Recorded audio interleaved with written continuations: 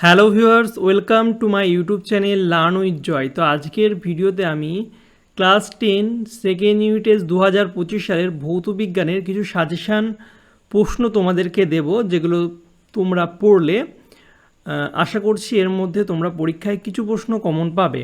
তো এই ভিডিওটা মূলত আমার কিছু ছাত্রের উদ্দেশ্যে করা হচ্ছে। ওরা খুব কমেন্ট করছিল, আমাকে রিকোয়েস্ট করছিল কল SMS করে যে স্যার আমাদের ভৌত বিজ্ঞানের কিছু প্রশ্ন দেন যাতে আমরা পড়ে পাসটা করতে পারি। পরীক্ষার আর 1-2 দিন আছে, বেশি প্রশ্ন দিলে আমরা পড়তে পারবো না। তো আমাদের সামান্য কিছু প্রশ্ন দেন যেগুলো পড়ে আমরা পাসটা করতে পারি। তো ওদের জন্যই আমি খুব সামান্য প্রতিটা চ্যাপ্টার থেকে প্রশ্ন দিয়েছি, যেগুলো ভেরি ভেরি ইম্পর্টেন্ট সেগুলোই দিয়েছি, খুব সামান্য, যেগুলো তোমরা একদিনের মধ্যে পড়ে ফেলতে পারবে। অনেকে চাইলে 2-3 ঘন্টার মধ্যে এই প্রশ্নের উত্তরগুলো কিন্তু করে ফেলতে পারবে। তো দেখো কী কী প্রশ্ন আছে, খুব ইম্পর্টেন্ট প্রশ্ন, এগুলো মাধ্যমিকের জন্য ইম্পর্টেন্ট, মাধ্যমিক 2026-এর জন্য। তো প্রশ্নগুলো তোমরা ভালো করে পড়বে, ভেরি ভেরি ইম্পর্টেন্ট প্রশ্ন। দেখো, রাসায়নিক গণনা থেকে হচ্ছে প্রথম দিয়েছি 2.8 গ্রাম ইথিলিন দহনের জন্য কত গ্রাম গ্যাসের প্রয়োজন। তারপরে হচ্ছে 7 গ্রাম H2 গ্যাস প্রস্তুত করতে কত গ্রাম অবিশুদ্ধ জিঙ্ক প্রয়োজন। তারপরে 4 গ্রাম ম্যাগনেসিয়াম ফিতাকে অক্সিজেনে দহন করলে ভরের কী পরিবর্তন হবে। 4 নম্বর 18 গ্রাম স্টিমকে উত্তপ্ত লোহার উপর দিয়ে চালনা করলে উৎপন্ন H2 গ্যাসের আয়তন STPতে কত। 5 হচ্ছে জলের সঙ্গে 2.3 গ্রাম Na বিক্রিয়ায় উৎপন্ন H2 গ্যাসের ভর ও STPতে আয়তন কত হবে। তো এই কটা অঙ্ক তোমরা রাসায়নিক গণনা থেকে করবে, 5টা অঙ্ক। এরপর তাপের ঘটনাসমূহ, এখান থেকে 3 নম্বরের প্রশ্ন যেগুলো করবে সেগুলো হচ্ছে, দেখো 5টা প্রশ্ন দিয়েছি। কঠিন পদার্থের আয়তন প্রসারণ গুণাঙ্ক, দৈর্ঘ্য প্রসারণ গুণাঙ্ক বলতে কী বোঝো, এদের এককগুলো। তারপরে গ্যাসের আয়তন গুণাঙ্ক কাকে বলে, আর কঠিন পদার্থের দৈর্ঘ্য প্রসারণ গুণাঙ্ক, ক্ষেত্র প্রসারণ গুণাঙ্কের সম্পর্ক লেখো।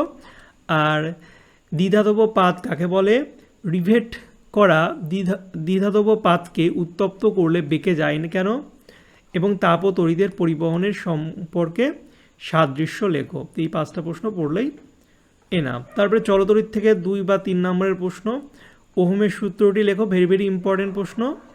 তারপরে 2 হচ্ছে ফ্লেমিংয়ের বামহস্ত নিয়মটি লেখো।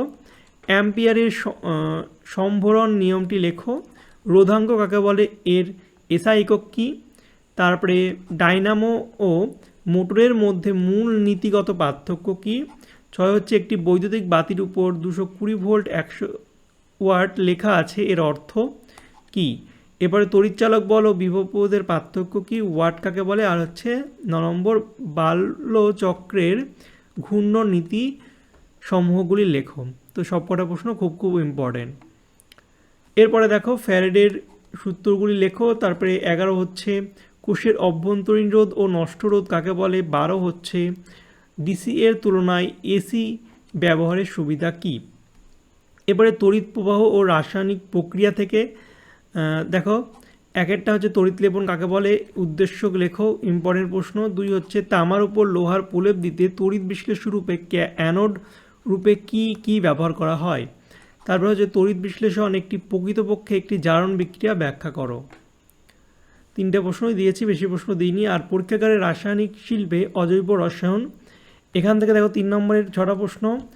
H2কে P2O5, এটা হচ্ছে P2O5 দ্বারা শুষ্ক করা হয় না কেন। তবে লাইকার অ্যামোনিয়ার বোতল বরফে ঠান্ডা করে খুলতে হয় কেন। নাইট্রোজেন রাসায়নিক সক্রিয়তা কমার কারণ কি। তারপরে লাইকা অ্যামোনিয়া ও তরল অ্যামোনিয়ার মধ্যে পার্থক্য। তারপরে ইউরিয়ার শিল্প উৎপাদনের ভৌত ও সমিত সমীকরণ উল্লেখ করো। তারপরে 6 হচ্ছে স্পর্শ পদ্ধতিতে SO2 থেকে H2SO4 প্রস্তুতির শর্ত লেখো। এরপরে দেখো ধাতু বিদ্যা থেকে 2 নম্বরের প্রশ্ন, আর্দ্র বায়ুতে জিঙ্কের উজ্জ্বলতা হ্রাস পায় কেন। তারপর হচ্ছে অ্যামোনিয়াম ও ক্যালসিয়াম অক্সাইড থেকে কার্বন বিজারণ পদ্ধতিতে AI ও L ও CA ধাতু নিষ্কাশন করা যায় না কেন। ভেরি ইম্পর্টেন্ট প্রশ্ন। থ্যামিড মিশ্রণ কি আর মরচে নিবারণের উপায় লেখো। এরপরে CuSO4 দ্রবণে লোহার পেরেক রাখলে কি ঘটবে? 5 হচ্ছে সংকর ধাতু ব্যবহারের সুবিধা। তারপর হচ্ছে 6 হচ্ছে ক্যাথোডীয় সংরক্ষণ বলতে কি বোঝো? তো এই প্রতিটা চ্যাপ্টার থেকে মোটামুটি তোমাদের 5-6টা করে প্রশ্ন আমি দিয়েছি। তোমরা এগুলো ভালো করে পড়ো, আশা করছি এগুলো পড়লে এর মধ্যে কিছু প্রশ্ন তোমরা কমন পাবে এবং আশা করছি তোমরা পাস হয়ে যাবে। ওকে, আর প্রশ্নগুলো খুবই ইম্পর্টেন্ট, প্রতিটা স্কুলে আশা করছি এর মধ্যে থেকেই প্রশ্ন দেবে। তো ভিডিওটা ভালো লাগলে অবশ্যই তোমরা লাইক কমেন্ট শেয়ার করবে, চ্যানেল নতুন হলে অবশ্যই চ্যানেলটিকে সাবস্ক্রাইব করবে।